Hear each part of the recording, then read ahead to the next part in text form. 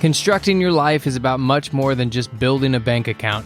Each week, join real estate entrepreneur and mindset coach Austin Linney as he interviews guests who are constructing their dream lives and impacting the world around them on a daily basis. If you're an entrepreneur or wanting to start a business, or you just want to hear motivating stories of how others have overcome the odds, you are in the right place. And now for your host, Austin Linney. Guys, welcome to Construct Your Life. This is Austin Linney, and I have the honor, now the pleasure. I'm going to call him Sal. That's what I call him. It's Salvatore. I mean, that's what the fancy people call him. But this is my buddy, my brother from another mother. How are you doing, my man? My brother, I am fantastic. Thank you for having me on. Guys, buckle in. Deep conversation about to go down. What I like to do with my guests is let them tell the story of who they are or what they view themselves as. See, I'm already getting deeper in the intro than I normally do. And I let them start where they want to, and I'll let you take it away. Well, wow. Right into the spotlight, huh? Here we go. In a little shot. Well, brother, how do we begin this life, man? First of all, I want to acknowledge you for holding the space for me to be here and to share a message that hopefully can inspire hopefully some people can resonate with and connect. So, who I am, Salvatore was born in Lima in Peru. And I moved to the States when I was 8 years old. You had the typical immigrant story, the nuclear family, mom and dad, little sister and me. We moved to the States, moved to Miami, and we arrived into not even a bedroom, actually. So picture this, it's a 1-bedroom apartment, and the living room is divided by one of those like space dividers, right? Kind of like one of these that I have here. And behind it is a twin bunk bed. And so mom and dad are sleeping on the twin on the bottom, and me and my sister are sleeping on the top, and it's our friend's place. That's how we got here, eating ramen soup and eating Pollo Tropical and Miami Subs Grill. Wow. Yeah. It's been quite the ride, man. It's been quite the ride. I now live in Los Angeles, California. I work mainly as a spiritual guide. I teach meditation, I facilitate breath work, and I assist in shamanic journeys as well. That is one aspect of what I do. That's something that I love to do that allows me to serve others and to bring this message, to bring some truth into people's lives, some more presence, how to connect with their light, how to connect with their truth. And I'm also Peruvian and Italian. And so, I love food. Yes, you do. I do. I love that, and we'll unpack that whole thing. But what I want to do is I want to go back to when I met you like 2 years ago, the first time. You were working in real estate. You were working for a gentleman in a mastermind, helping people in that community and everything. And, how old were you at the time? I was recruited out of college by this gentleman who we both know, Rock Thomas, right? And that was after I went to my first Tony event at 17. So that was 5 or 6 years after that, in which I started working for the mastermind in which we met. And I was working in sales and recruitment for people with this high-level mastermind. If maybe your listeners don't know, this was a whole life millionaire sort of entrepreneur investor mastermind. And I was recruited by Rock to essentially design the intake system, the membership recruitment process, how we asked questions, how we invited people, how we discovered if people were right for the program. And so that was my moment that I was sort of thrust into the fire and was told to figure it out and to get over my bullshit limiting beliefs and the fear of displeasing, this fear of selling, the fear of asking questions, the fear of not being good enough, because here I am, this 22-year-old punk straight out of school, has a life experience, but, at the time, I didn't feel like I was in any position to be asking people questions like that. But I had to get over that pretty quick because I needed to produce some results for the people who hired me. and you're asking people to spend, you know, 5, 6, $700 a month. Mm-hmm. People that I would imagine are highly successful people too. And so you're just this young kid and you get thrust into this thing, but it was, you know, a community of a lot of people that were driven, a lot of people that were doing great things. So I would imagine the energy of the environment was intoxicating for a 22-year-old. Definitely. And what it gave me was not only connected me with people who I still am clearly connected to and very close to today. That's how we met. It opened up so many doors for me. But what I think I took away the most was a doorway onto fulfillment and how to truly be happy. Because at the end of the day, in masterminds, at Tony Robbins seminars, at T.R. Vecker seminars, Jim, whatever you want to do, if you're watching YouTube videos on Tom Bilyeu and Tom Ferriss, everybody's looking for one thing, right? That inner peace, how to be fulfilled. How the fuck do I be, how can I be happy, right? With myself, with my life. And so getting that insight into the strategies that people use to build up the financial freedom, to give them the time that they want to spend, how to level up their peer group, how to invest in their health, how to invest in their lifestyle was really cool for me to see from an early age, because then I had sort of a window into what that looked like and helped me maybe avoid a lot of the mistakes, a lot of the pitfalls that are along the way. And, you know, there certainly will be many more that I will encounter as life is, but it taught me a lot, man. And, you know, it gave me some really invaluable experiences. And it also taught me what I don't want out of my life as well. And I think that's something that you and I touched on in our conversations over the months, over the years, is that it's important to look at why you're really doing things. And if you are someone who works in a job, a 9 to 5, and you say, okay, you know, I watched a couple seminars, I'm ready to quit my job and to get into investing and to do this whole thing. But you got to see if you're just picking up another, you know, you're jumping into another hamster wheel of achievement, of goals. And if you're really happy doing that as well. So, you know, some people get to find out on their own.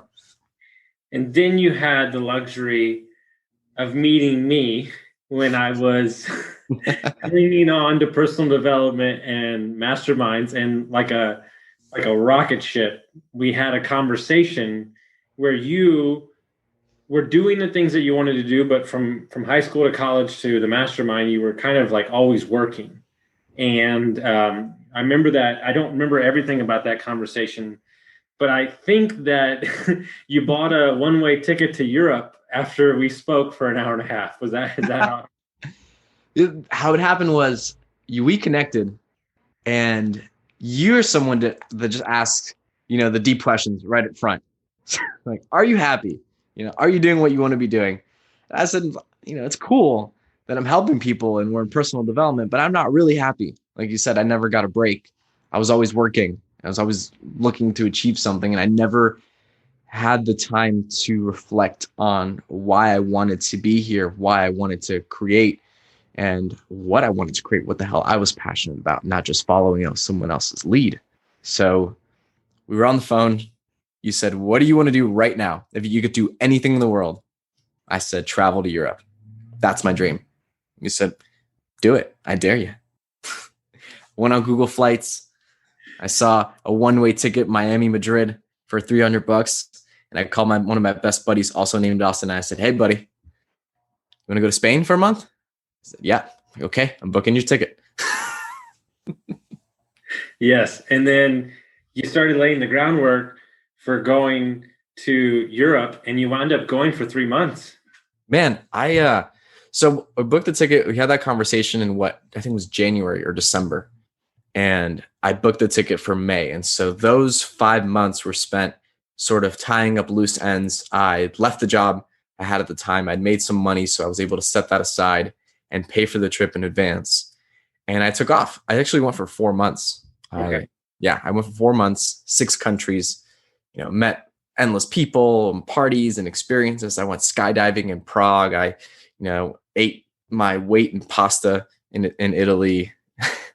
I drank enough wine to drown an elephant in Spain.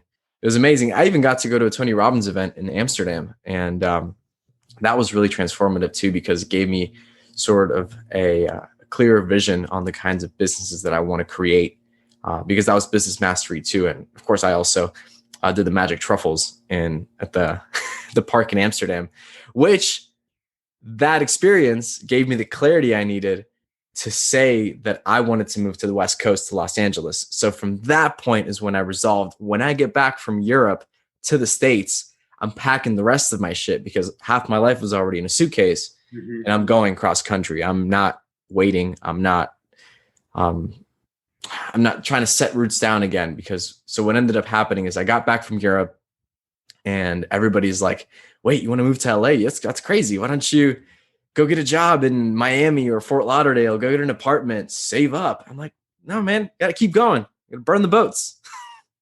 So I bought another one-way ticket. Yeah, but wait, do you okay? Another conversation with me? I remember where I was going to a meeting at the Hyatt Hill Country in San Antonio, and you had been in Florida for a month and you hadn't bought your ticket to Florida, and you were stuck again. And I kind of had one of those Big Brother talks, probably not anything that needs to be recorded. So you were more than generous enough to help me out on the way there. And after that conversation, I arranged my stay, I booked the ticket, and I took off. I had one suitcase packed from Europe, and I just packed the second one, and I said, let's go.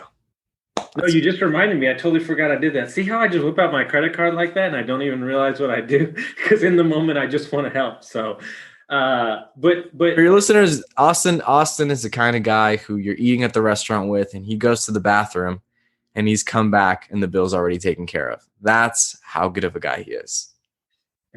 Don't get me all jealous and get me all red faced. So, thank you. But what I want to unpack first, right? And I want to relate it to your trip, because it's very important to people. And I say this to everybody that goes. And I don't care if it's Costa Rica. I don't care if it's Europe. What I really mad at myself about, and maybe I wasn't in a good headspace in a lot of things in my life when I went, but that moment in time, when you've made the decision to do the travel, don't bastardize it by worrying about where you need to be. And that is a moment in time and space. Those 4 months, you can never get those 4 months back. And what gift did you give yourself for the rest of your life for making that jump and making that leap? What gift? Is that the question? Yeah. As you look back on that trip and we're removed from it, like, do you regret it? Would you do it again? Like, what do you take from that? Like, I know there's a lot to unpack there, but just ultimately, like, because in the moment that probably felt very scary to make that leap. It was scary. And, anybody that tells you that there's no fear is absolutely fucking lying, because there's always fear. It's always going to be there. It's like telling someone to get rid of their ego. It'll always be there. It's about how you integrate it and how you deal with it. And so what that trip taught me was how to deal with that fear. And in taking those steps, it taught me to slow down, to live each day in the moment, to not want to plan out the destination or where you're going to end up. When I booked that trip to Madrid, that one-way ticket, I didn't know which city I was going to leave from in Europe. I discovered that 2 months into the trip, just depending on where I was at that time. And so I think that's a good analogy. It's a good example of how in life we're so destination focused and we're so goal oriented, in which we think of, this is where I want to end up, the kind of business I want to run, the kind of lifestyle I want to live. And that's fantastic, because it gives you a compass, it gives you an idea, but it's important not to get attached to that expectation, to that desired outcome, because you'd have no idea where the twists and the turns are going to take you. And having that deep trust, that deep faith in that it's going to be for your highest good, and that the how comes later, that's been the biggest lesson that I'm still learning to this day, to be honest with you, man. Like, there's times in my life where I feel fear and uncertainty about what's going to happen next month, next week. But I keep coming back to those lessons that you don't need to know. All you need to do is realize that you're right here and you're right in the present. And I think that sort of brings us to what we were talking about yesterday, in which, you hamper on this, and this is something that I've learned from you in so many ways and applied in my life, is to have fun, right? To live. Like, if you have the ability to go travel to Europe for 4 months, go do that, because you're going to regret it in 20 years. When's the last time you're going to be in your early 20s, free to go? So I don't regret it whatsoever. I mean, I think it was one of the best things I ever did for myself, for my growth, and to not, almost get it out of my system. I went to state school. Was in a fraternity. I partied and I did all this, and I feel grateful for that, because I don't foresee a quarter life crisis or midlife crisis where I want to go buy a yellow Porsche and go party in strip clubs, because, man, I had some fun. And so got that out of my system. It allowed me to live and taught me even more about how to stay present and to trust and to not worry, because that's where the magic happens, when you leave that room for spontaneity. And ultimately, to piggyback on that thought, and we talk about this all the time, I think we as people, not self-sabotage in this setting is not the right word, but we put things in front of us, meaning a big house, a big car, debt, that force us into a situation or a box or decisions that ultimately aren't the decisions of who we want to be, to impress people that don't give a fuck about us. And so it's this perpetual cycle of, the reason that you can't go to Costa Rica for 2 weeks is because you're paying for shit that you don't even need. And so my question to you is, what is the actual life, or like, what is the purpose to living, right? In my spirit animal, Matthew McConaughey, says, LIVIN, baby, and so I don't want to be 60 years old and be wishing and hoping on a bad knee that I can do these things. And so I think Tim Ferriss said it like this like mini retirements, like over and over again through your year, like take off 5 days or take off 2 weeks and become recharged. But we've become the society of like push. And this is the number one thing I work on, is I push the pedal down when I feel it. And when I don't, I kind of like limp through it. But I was talking about today, my habits and the people I'm surrounded with allow me to operate in a space, whether I feel it or not, because there's people that care about me, and then I care about my daily habits, and so on and so on. So it's this cycle of like making sure that every day that we're pushing the pedal down, we're working towards something that's mine.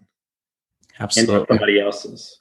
Absolutely. And I think that's an important distinction to make, Austin, because some people, there's been the notion out there, and, certain individuals who are all about the push, right? Work hard so you can be rewarded later. There's merit to that. Absolutely. But there's things called flow, right? It doesn't require you to push where you don't need to push, because eventually you'll push and you'll get tired of pushing, and there's nothing pulling you towards that destination. No emotion, no. And man, I think that's something that I've learned in the burnouts that you've hit in the past, right? You hit some burnouts and you're like, why am I even doing this? And so if you reward yourself in those little mini retirements, like you're talking about, that can create a lot more balance in your life, and instilling the belief that you can have it all, right?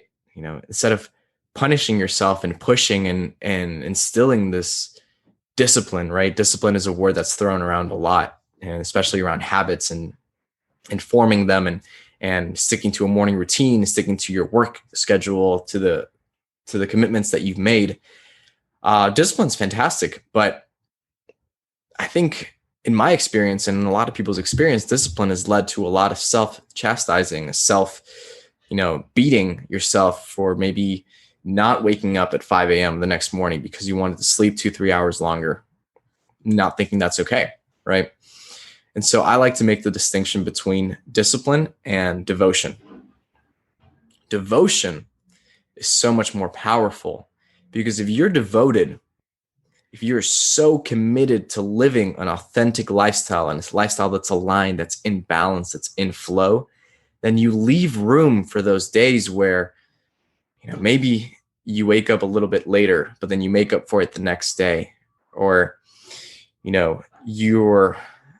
you make that meditation a little bit longer because you feel that day you needed it, and maybe you don't, and you push everything an hour back, but you're devoted to living that lifestyle. You're devoted to connecting and aligning with your highest self instead of disciplining yourself towards that direction, because then you're just cracking the whip on yourself.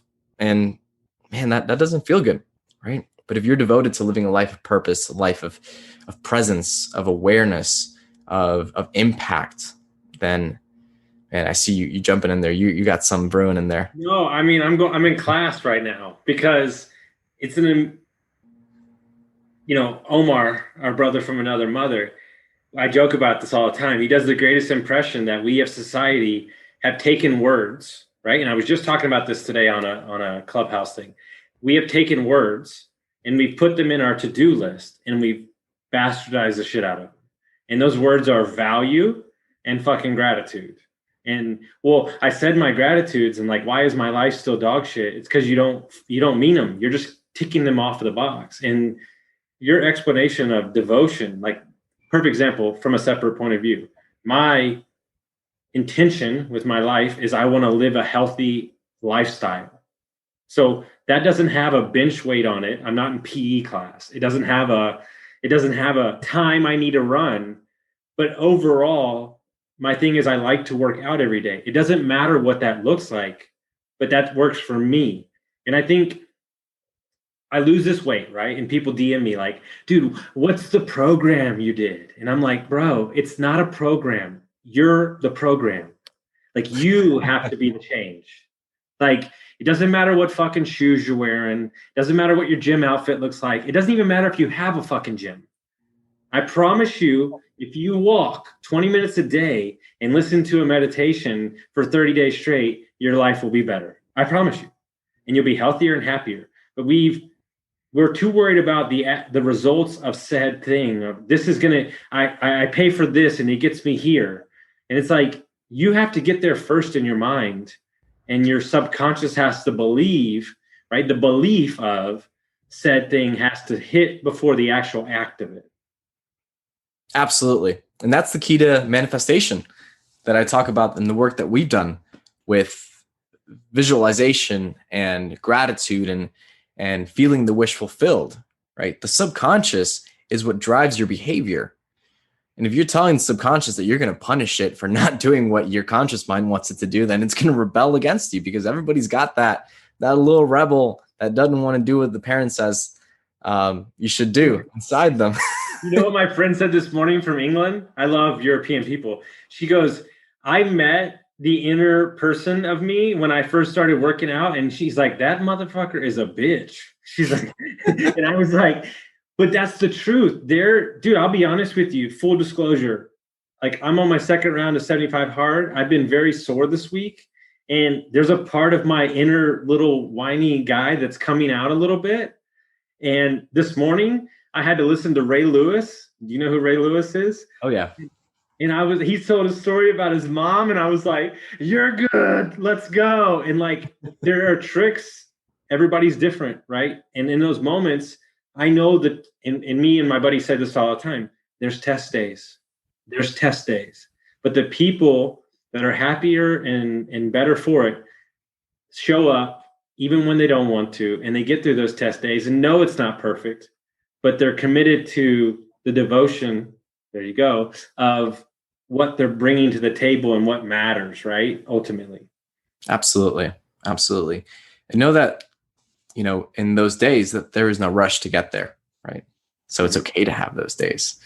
it's important to bring that devotion and bring that drive and the hunger that you exhibit and combine it and balance it out with that self-compassion, that self-love. And that I harp on that a lot, because I've been a person who in the past used to drive themselves so hard into the ground. And so it's about finding flow, and it's all about flow, and flow is in the presence, right? In the present. And that's something that I think you and I talked about a lot, is that people forget to live because they're so attached to their outcomes that all they're thinking about is that, and they're not really here, right? You can tell when a person walks in a room and all they're thinking about is, how fast can they get to 1,000 doors? And they've got that hunger in their eyes of, what can you do for me? What can you do for me? And you don't have an honest and genuine conversation. You see that in real estate rooms. I'm here in LA, and, people in Hollywood, they say, like your soul brother, Matthew McConaughey, I was just listening to his interview with Joe Rogan about green lights. And he said that when he got to Hollywood, the guy who brought him, he said, never look like you need a job. Never look hungry, because people can smell that from a mile away. They'll fucking hate it. Dude, I just had a coaching client who, no need to say his name, but he was unhappy about his position, and he's happier and he's more firm in who he is. And so he asked for what he wanted in a promotion, and they gave it to him, right? And he was very nervous about the conversation. He said, why do you think they were so inclined to give it? And I said, because you believe it in yourself, and they can see that you mean business, and your energy says that. And he's like, holy shit. And I was like, because you know it deep down here. And he's young, and I'm like, dude, are you building legacy, or are you building transactions? And he's like, no, you're 100% right. And so it's just about, what people don't understand is you said this to me when my life was falling apart and I got laid off and divorced.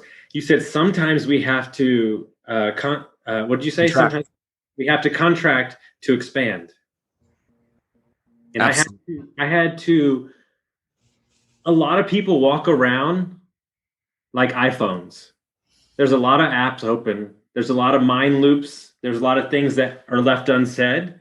And sometimes I had to close out about 15 years worth of anger, frustration, mind loops to get to a reset of the iPhone of me, and start piecing together what I deem necessary for me. And we still don't 100% know what that looks like, but I'm more me than I've ever been. And I will forever chase that version of myself, because at least good, bad, or indifferent, it's mine now, not somebody else.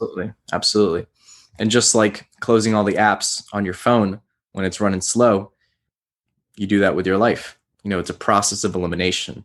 You're shedding off what's not you, what's not true, and you're coming back to truth. You're coming back to who you are. Our mutual friend, actually, Ian Lovaus, he's a coach, and we met through M1. He shared this with me, and someone shared this with him. I'm sure that when Michelangelo was asked about the David, his famous statue, and they said, how did you do it? He said, well, it was easy. The David was already in that slab of marble. All I had to do was remove away the pieces that weren't David.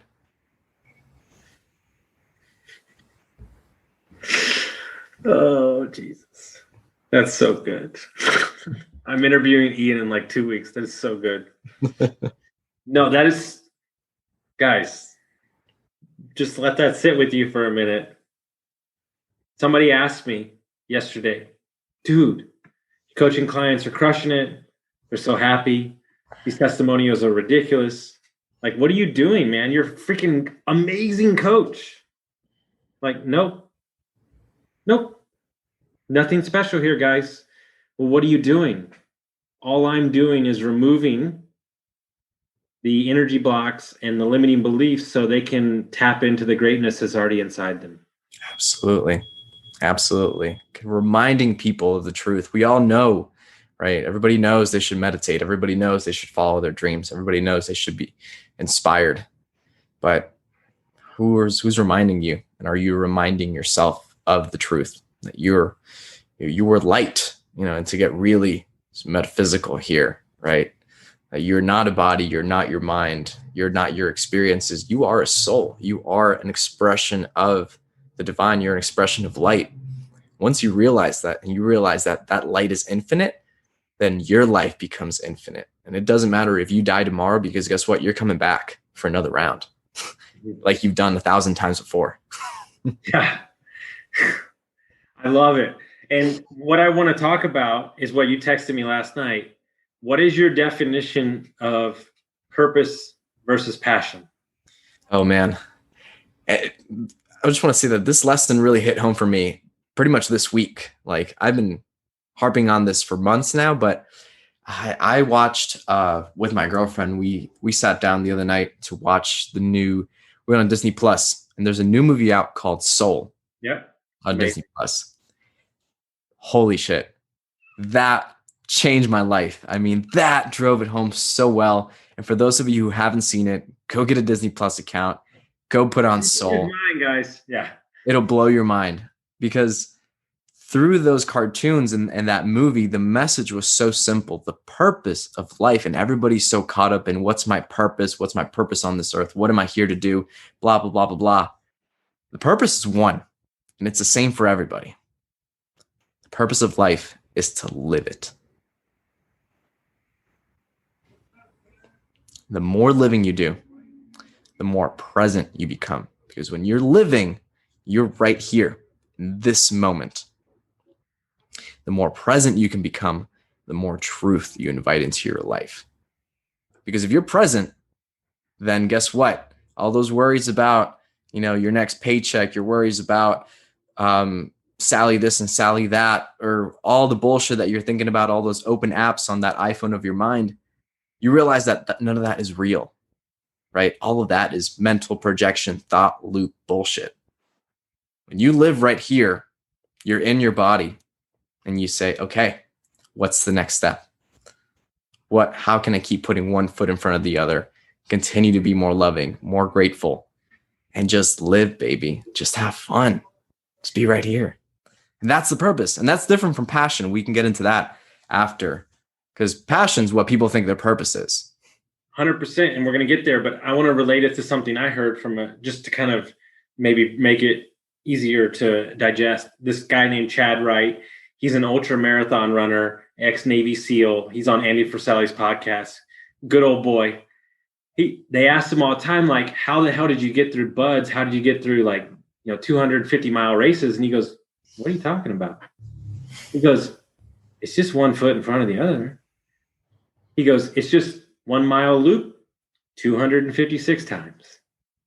And he goes, the moment that my opponent starts talking or says hey, we only have this many more miles, he knows I got him. Because he's invited negativity, and he's invited that he's just focused on 1 foot in front of the other over and over and over again. And we sometimes make assumptions, like this is what we do the best. We're assumption kings and queens on what somebody's doing by not texting us back, or this client's doing this or whatever. And none of those things have happened. It's your insecurities that have triggered the false narratives that are living inside of your brain. Instead of just being present in who you are and knowing that no matter what happens, the aggregate of life is that I hope that you would make it to the next day. I hope that your bills would get paid. I hope that you would eat. We create these scenarios in our mind that are they're ridiculous on so many levels. And I'm guilty of it, and you're guilty of it, and we're all guilty of it. But I've at least been able to center myself back into the fact that I'm living my purpose, and my purpose is so high that I'll never get to the end of it. And that's what pulls me through in the days I don't want to. Absolutely. And that'll make you okay with dying too. Yeah. Because if you live every day, then you say, okay, if I die tomorrow, I live today. It's all good. And where do you think that people get the passion thing wrong? Well, not wrong, just a bit misguided. And they're just pounding their heads against the wall because so what we were talking about is people mistake purpose for passion, right? And they think, what's my purpose? Is my purpose to be a speaker, a coach, an investor, an entrepreneur, whatever, right? You said it. I remember this conversation like it was yesterday. You said it, I invest in real estate. I fucking hate real estate. Yeah. All these people out there. It doesn't. Oh, perfect example. I know what I want to do in real estate that gives me the fulfillment that I need. And so I'm seeking that now, opposed to a dollar amount. And then for me, that's new construction, because in my core, I'm a builder. Like, I'm a builder. I like to see things go from. My favorite thing to do in the entire world is mow grass. This is not a joke. My manifest dream for myself is to have 40 acres and a lawnmower on a Saturday, listening to music. This is not a joke. I would be the happiest human on the planet because it's something that I can start and finish. And so the aspects of that association towards real estate, and guess what? After I do that for a couple of years, I might move on to something else. But you're building, you're constructing. That's the passion, right? Yeah. That's your spark, like the movie Soul, right? Find your spark. What's my spark? My spark is to pour my love into something and to see someone consume it and love it, right? My spark is cooking, right? I can make you a meal anytime you want. Mm-hmm. What does that look like? Is like you said, you want to mow grass and you want 40 acres to mow and a massive property. So you do real estate. Mm-hmm. My passion, my spark is to see that person's look in their eye when they take a bite into the food that I prepared them. Mm-hmm. What do I want to do? I want thousands of people to do that.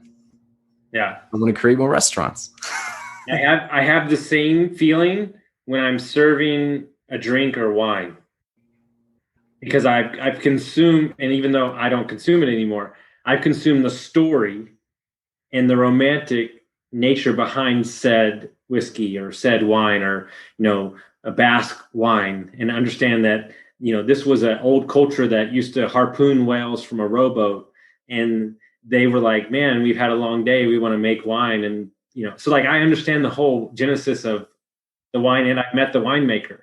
So when you see me, so I hear Basque wine, my ears I'm at a party. But that's something that, but ultimately, what would you tell somebody? Here's the kicker. People have families, people get themselves in debt. How do you balance what sparks you and what you have to do in reality? Is there a game you can play, or is it the 80-20 rule? How do you do that?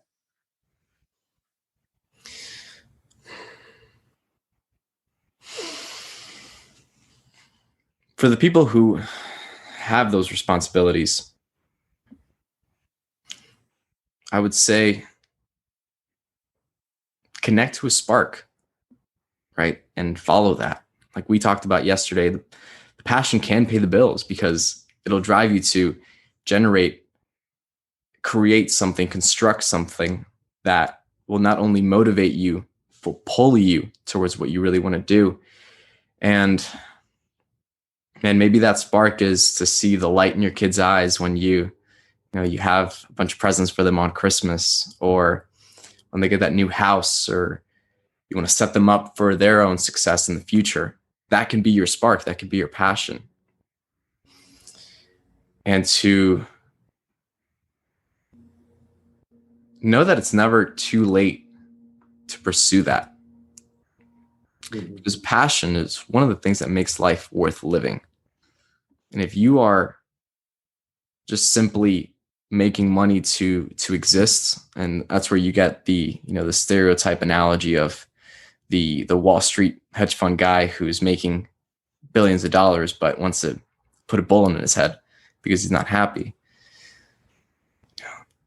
No amount of money will ever make you happy, truly happy. No amount of success, no amount of houses and cars and external validations. But to know that there is absolutely nothing wrong with a life of peace and prosperity, of making enough to feed your family, making enough to live life the way you want to, and to live peacefully, right?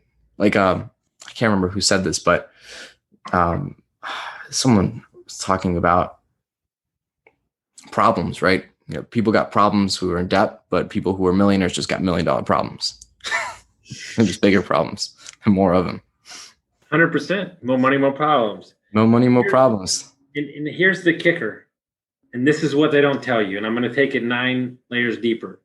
You have to be so firm in your vision of who you are and comfortable in your own skin, because your views of feeding your family or being happy or coaching your kid's soccer team is not what society tells you.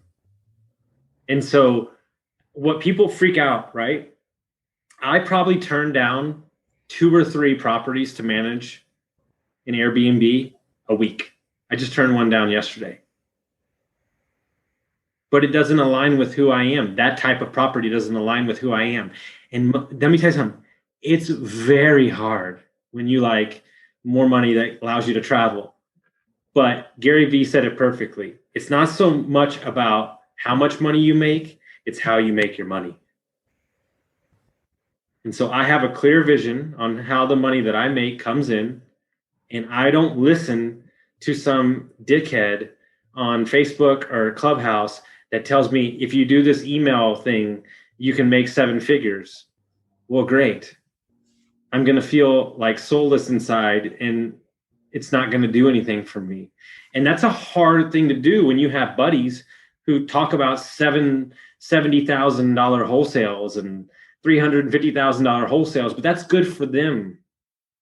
But that's not who they're going to be forever. And so it's a weird experience when you can just like champion them on and say like, that's how you make your money, and they're happy doing it. They like doing it.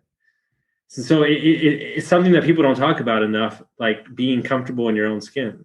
Absolutely. And that comes with awareness. That comes with meditation, with understanding who you are and what you want out of life, not accepting the beliefs and the projections that are thrown onto us by mass media, by social media, by influencers who say this is the way to be happy, or this is how you're going to be free, right? Tony Robbins said it best. The strongest force in the human beings to remain consistent is the desire to remain consistent with your identity. And if you have no idea who the fuck you are, buddy, you're running in circles. I think I know that Chasing guy. the next carrot.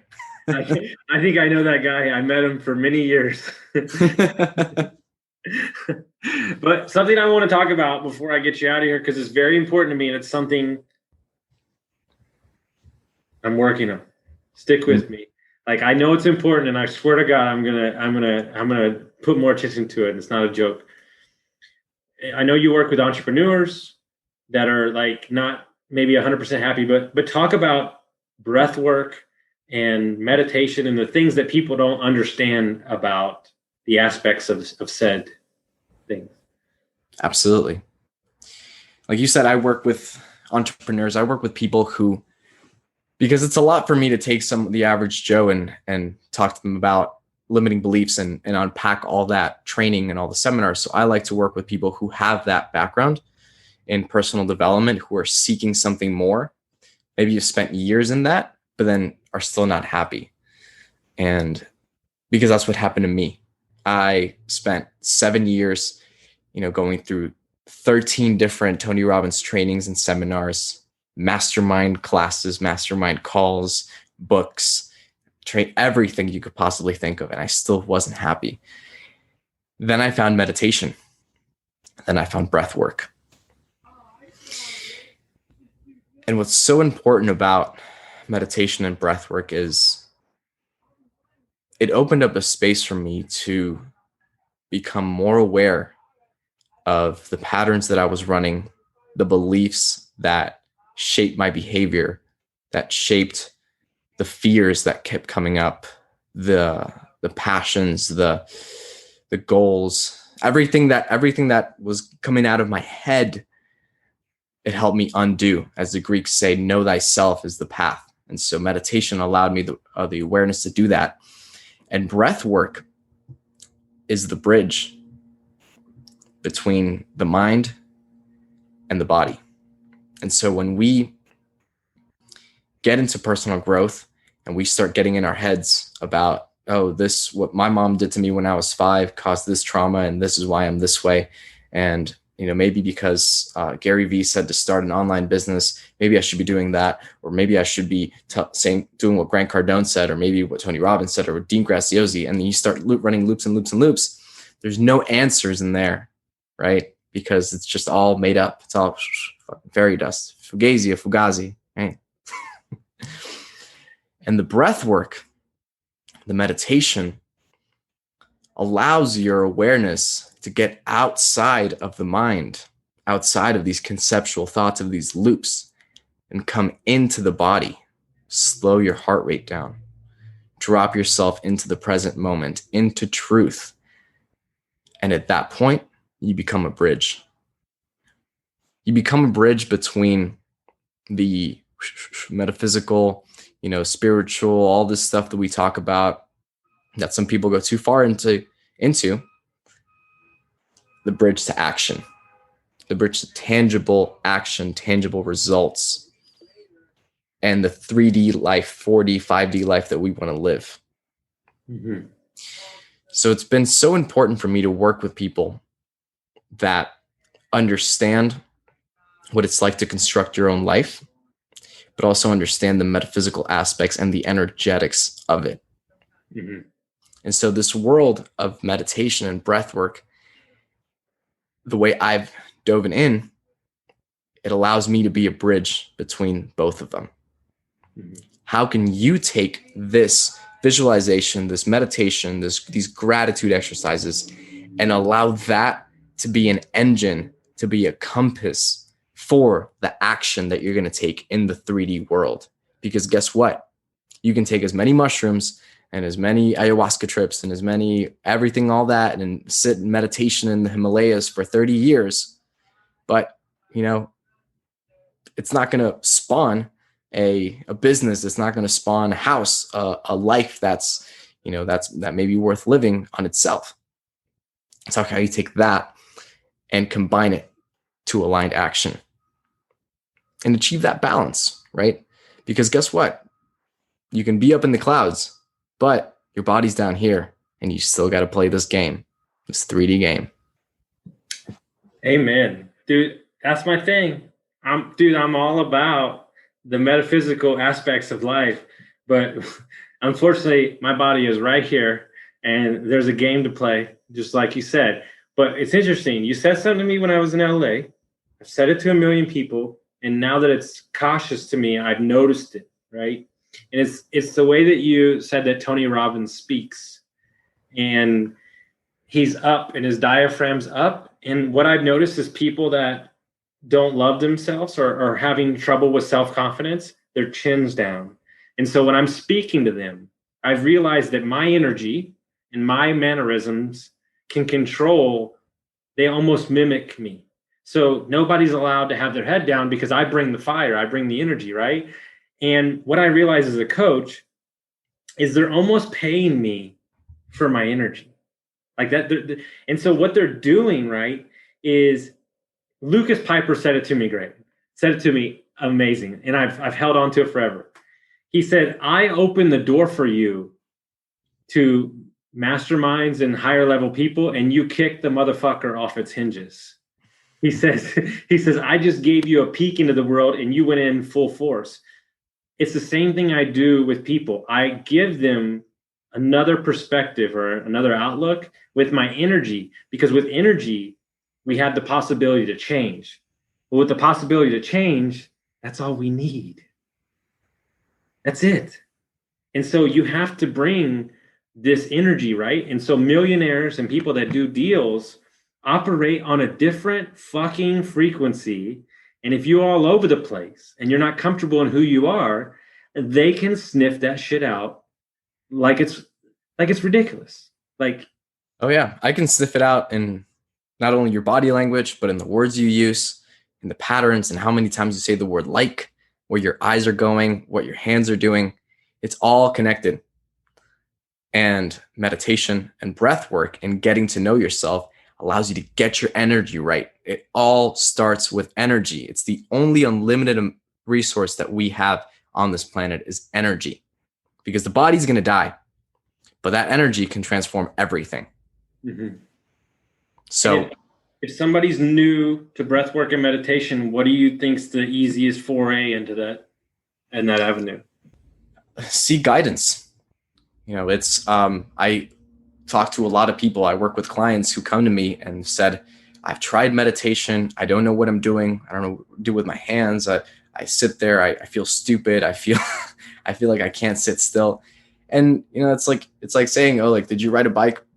You learn how to ride a bike by yourself? No, you probably had your dad hold the seat behind you until you learned to balance, right? What somebody we heard on a podcast the other day is, they said, what is meditation? He goes, all you idiots are reading all these books. He goes, it's the art of doing nothing. Yeah.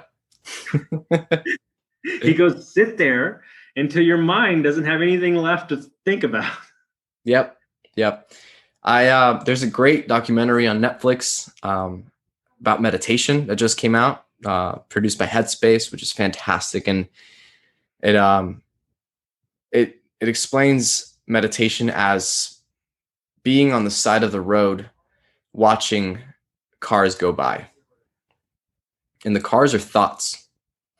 And now sometimes when you're caught up in your thoughts, you're in the middle of the road, you're chasing cars, you're almost getting hit, you're trying to dodge them, and you're being frantic. And that's how most people live their lives. But if you're able to just take a step out and see what's going on, then it all starts to make sense. And you start to calm down and you let go of that need to always do, right? That anxiety of what should I do next? What seminar can I take next? What training can I get next? What podcast should I listen to next? What YouTube, whatever it might be. And just like you said, the art of doing nothing, the art of being, right? Because we are, to say this, I know you guys have heard it a million times, we're human beings, not human doers.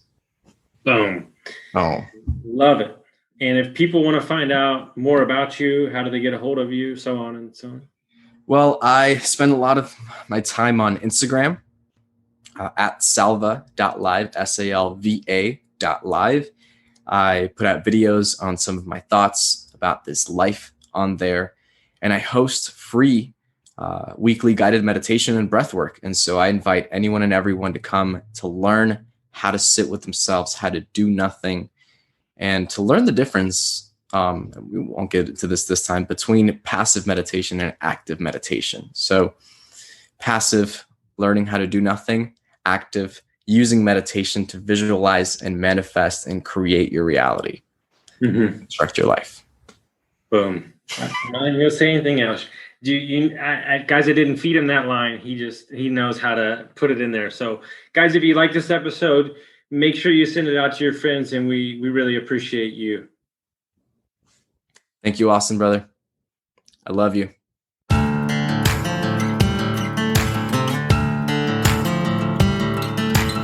Thank you for listening to Construct Your Life with Austin Linney. If you enjoyed this episode, be sure to rate, review, subscribe, and pay it forward by sharing with a friend. Most importantly, take this opportunity to start constructing your life by taking immediate action on what you learned. For show notes, resources, and more information on one-on-one coaching with Austin, visit constructyourlifepodcast.com.